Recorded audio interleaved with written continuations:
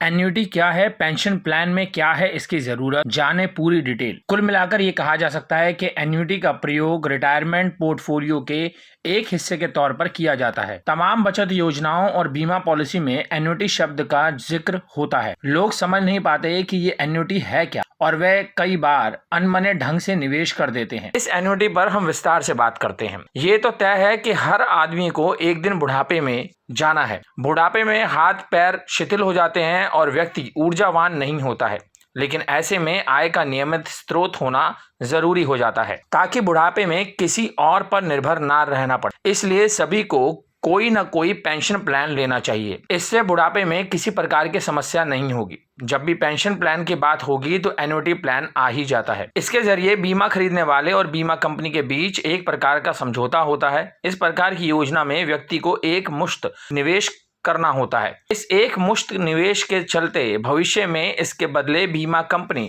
मासिक, तिमाही या वार्षिक रूप से भुगतान करती है। कुल मिलाकर ये कहा जा सकता है कि एन्युटी का प्रयोग रिटायरमेंट पोर्टफोलियो के एक हिस्से के तौर पर किया जाता है। बीमा कंपनी जब तक पेमेंट करती रहती है जब तक बीमा धारक की मृत्यु नहीं हो जाती। मृत्यु के बाद नॉमिनी राशि लेने का अधिकारी होता है। एक खास बात बताना जरूरी हो जाता है, क्योंकि एन्युटी एक प्रकार की रेगुलर इनकम हो जाती है।